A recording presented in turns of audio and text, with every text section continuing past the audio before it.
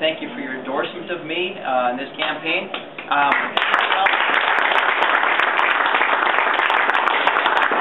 And here's why. I want to express some appreciation for your willingness, I think, to look at the issues and to actually look into the candidates, what they're saying, how we've worked and how we have represented this area. And I think you've done that. I think you've done an honest job of saying, this is the kind of person that has the values, the principles, looked at the votes that the congressman has made and said, this doesn't fit what's going on here. And, you know, Paul mentioned about voting with the Democrats all the time, that Congressman Walz has done.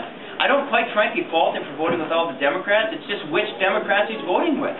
He's voting with Nancy Pelosi, who represents a district that has nothing in common other than the fact that we're Americans, but nothing in common with the principles, values, and the ideals that we have in southern Minnesota. This is a rural, small-town district. We have different thoughts and ideas about what's important and how things should work here.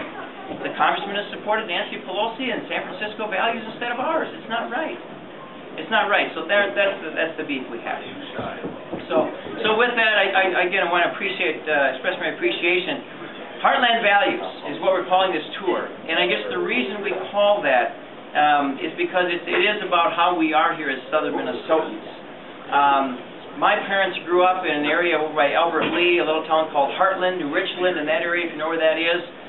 Their parents both were on the farm. Of course, after they grew up, they were on the farm helping, and then my mom became a teacher. My dad kept in the farming business as well as the equipment business. So that's been my life. When I came back to the University of Minnesota, as many of you know, I started farming. So third generation working in farming and doing things that are agriculture related.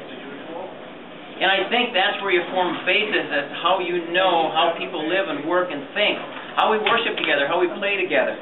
And I got that from my parents. I got that from living with people in this district that really understand the value of hard work, the value of individual decision making, making choices for ourselves, not being imposed upon us with rule making by somebody who thinks that they know more than we do, because we've been able to make choices, decisions for ourselves.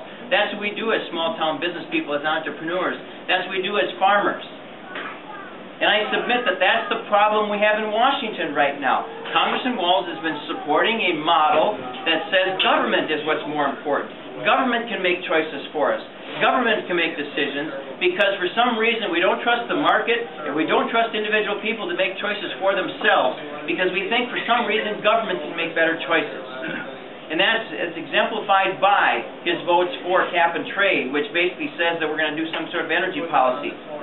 It's not energy policy. It's simply the government saying we're going to redistribute some income around, and we believe that you should pay more for your energy because if you give us more money, we can find a way to be more productive and more energy efficient. There's nothing in cap and trade that does anything about efficiency, nothing that does anything to promote renewables, nothing does anything about promoting our own resources and taking us energy independence.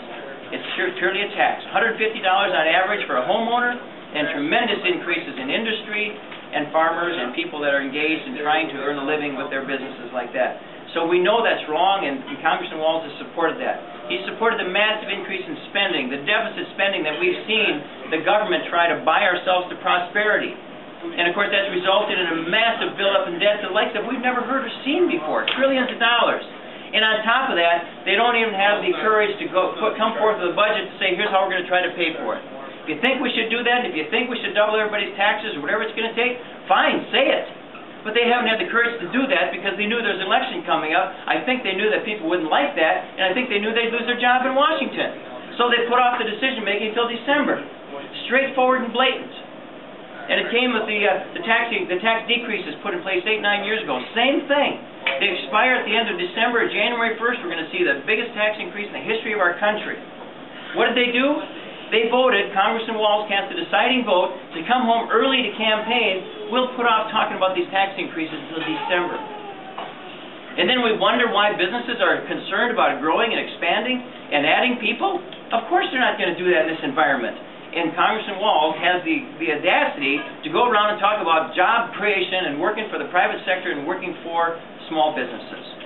The reason I'm endorsed by the NFIB, the reason I'm endorsed by the Chamber of Commerce, the business and industry people out in Washington, is because they understand that this congressman does not support the values of private businesses, does not support the values and the principles that made the country strong, which is private sector growth.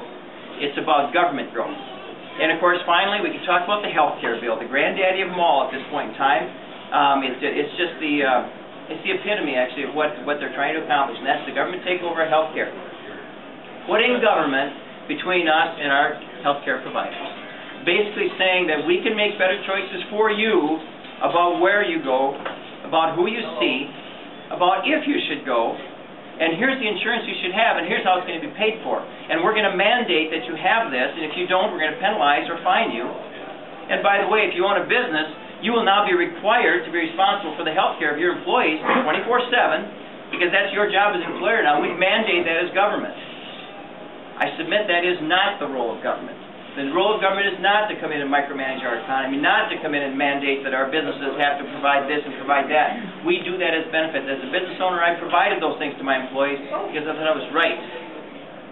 I promote an idea where people can have their own insurance, they can go and get their own policies, be individual, have them portable, take them with them.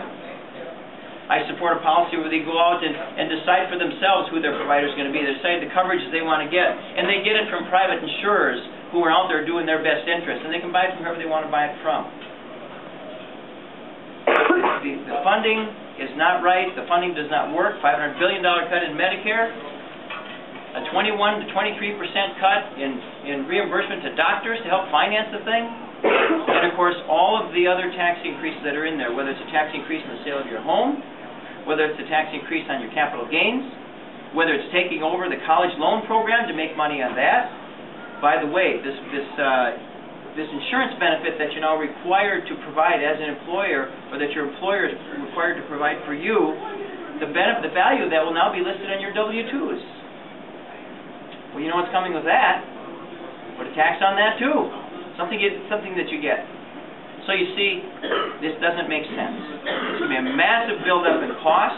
It's going to hurt our industry, our healthcare industry, and I think it's going to, like I said, put the government in between us and our healthcare providers. It's not right.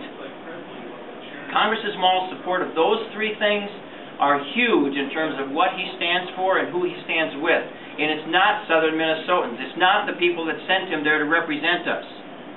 That's why we need to make a change. That's why Congressman Walz should be fired as our congressman, and that's why when I go, I will not support Nancy Pelosi as the speaker, because we have to get this country back to the principles and the values and the hard work ethic that people like my parents and you here built this country on. That's what I'm all about, and that's what we're going to do when we win this election on Tuesday.